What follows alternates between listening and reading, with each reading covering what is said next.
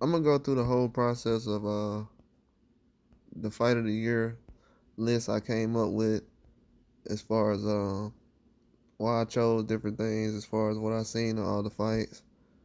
It was kind of a hard list to do. I woke up this morning, I didn't really think I was gonna make a list, but after seeing a couple of lists that people was coming up with, I was like, man,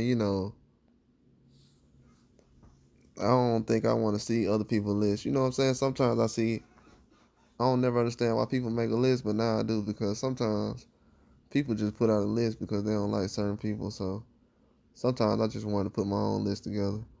But the first thing I'm gonna go over is the fight of the year list. I came up with. Uh, Basically, after I seen all the fights, in my mind, the best fight I seen throughout the year, if I had to think about it, um, it was basically the Ramirez and Espinoza fight. From what I seen, because that was just like at first what I thought, because of just everything that went out throughout the fight. But as far as shock value, after watching it a couple times, the Foster Hernandez fight has stuck out to me, just because I think after the third time I seen it, it was a lot of different things I seen in the fight I didn't see the first and second time. Um, I would say late in the fight, in the Hernandez and Foster fight, both of those guys was knocked down on their feet. If you go back and watch that fight, at the end of the fight, when one of them would kind of take over and the other guy wasn't responding, those guys was literally knocked down on their feet, and um, it would be from a counter that the guy who already hurt the other guy from. So when the other guy be knocked down on his feet, he'll kind of just be swinging for dear life, and then he just kind of buzzed them, and then he'll kind of try to engage with him and just go on a barrage of punches. It was like a back and forth, so that was a huge deal to me. You know what I'm saying? I haven't seen anybody do that this year. A lot of guys can't really stay up like that from a punch, and for both of those guys to kind of stay on their feet from a knockout punch and be knocked out on your feet, that doesn't happen a lot. That's like a one in a million type of thing. So that definitely had to go down as a fight of the year candidate. I also feel like the Haney Lomachenko fight, I felt like that was a huge fight, because people was doing a lot of things as far as talking about the fight after it was over with. I felt like the Haney and Lomachenko fight was a lot better than people thought it would be. They didn't think it would be that close, first of all, and for them to kind of go back and forth about the result, and for them to say the judges got it wrong, that definitely threw a lot of things in the loop. But I think over time, after people watched it a few times, they had different results, and seeing that even if they thought Haney still lost, and some people thought he won, some people thought he lost, um, after watching it, they still thought the fight was a lot closer. So that's all you can really respect. If you thought a fight was close, you know what I'm saying, that's a fight of the year type of fight. So just like with the Colbert and Rayo fight, I felt like I wasn't gonna put that on there at first. I was gonna put the Derbynchenko fight on there in Munguia. That was gonna be the first fight I put on the whole list. I was gonna put that fight on the list before any other fight, but I had to think over a few things. Um, but the Rayo fight, it kind of, not just because of the knockout, that didn't really that wasn't a big deal to me. I was kind of thinking in my mind, just from them adding the rounds, like basically being in a 12 round fight, and then the next fight, or a 10 round fight, then the next fight having another 10, 12 rounds to go. So just having those two fights compressed together, that was a long battle of styles. So I felt like that was just one long big fight, you know what I'm saying? Where someone had to go. So I consider that a fight of the year candidate, just because, you know what I'm saying, they did all the talking, they lived up to the talk both times, the first time and the second time. So just it goes like that, you know what I'm saying? These guys going back and forth about $50,000 bets. It was just The hype, marketing, they promoted their own fight. Just all around excellent, bro. Fight of the year type stuff. Inside and outside the ring, especially inside. They did a lot of adjustments, bro. You gotta think over the first and second fight. You gotta respect what both of those guys did. You know what I'm saying? Even Ryo will tell you like it was hard to knock him out in the first fight, but he said he had some complications and things like that. But second fight, he got him out of there. He for sure got him out of there. But that was definitely entertaining. All these fights are action packed. Then with the Fury and Ngannou fight, not just because it was Fury and Ngannou. I'm just gonna tell you that right now. It wasn't because that it was Fury and Ngannou. I put it on this list. Not because Fury got knocked down. It was a very action-packed fight when Fury got up.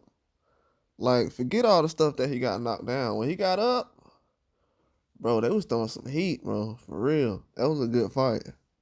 People want to see a part two. It was a good fight. Like, Fury, that's what I like about Fury. You can't say much about Tyson Fury because that's why I don't really be on give him a huge problem like that because when he's in fights, he's action packed with it. He'll go back and forth with you.